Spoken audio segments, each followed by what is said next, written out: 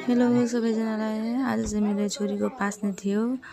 धेरैजनाले चाहिँ आज पास्ने गर्नुभएको होला। मेरो चाहिँ छोरीको पास्नेको डेकोरेसन यस्तो थियो। हामीले चाहिँ घरमै गरेको थियो है, सिम्पल नै थियो। हामीले चाहिँ कसैलाई पनि सबै धेरैजना मान्छेहरूलाई भनेको थिएन क्या, आफन्तहरू मात्रै त्यस्तै भनेको थियो। यसरी गरी हामीले चाहिँ कल्चर ड्रेस लाएर छोरीको पास्ने गर्यो।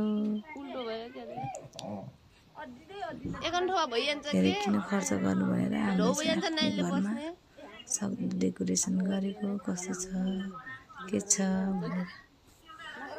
अनि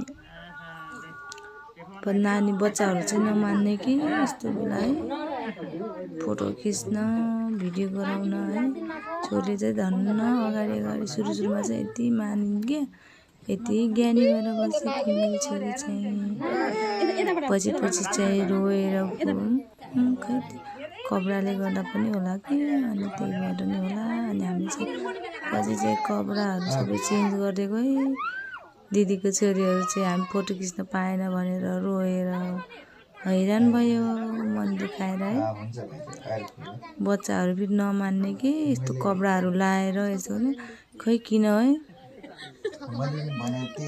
त्यस्तो हुने कि। बच्चाहरू मान्दै नमाने मान्छेहरू चाहिँ फोटो खिच्छौँ भिडियो बनाउँछौँ भनेको लास्टमा छोरीले नमानेर रोएर कपडा चेन्ज गरिदिएको र दिदीको छोरी चाहिँ नमानेर नि त रोएर कस्तो भएको कि एउटा नमान्ने बच्चाहरू। छोरी रोएर हैरान भयो। फोटो भिडियो त खिच्नै नमान्ने किन होला यस्तो बेला। छोरी यति राम्रो देखेको छैन, पुजुक्क भएर सुरुमा त ज्ञानी नै भएर बसिन् क्या। अनि पछि चाहिँ मान्दै मानिनन्। त्यो कपडाले गर्दा पनि होला, हुन त कपडाले पनि मालाहरू के अरे पनि होला त्यस्तो भएको।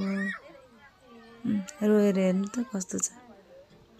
माइजूले टिका लगाइदिँदाखेरि बाबा चाहिँ फेरि पछाडि डेकोरेसन फुस्केर हेर्नु न, डेकोरेसन बिग्रेर बाबा चाहिँ डेकोरेसन बनाउँदै हुनुहुन्छ पछाडि। आफै घरमा गरेको के हो कि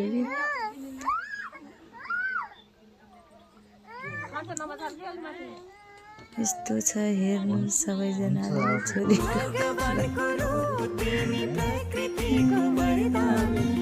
फोटोसोटोहरू खिच्यो, फोटोहरू बनायो।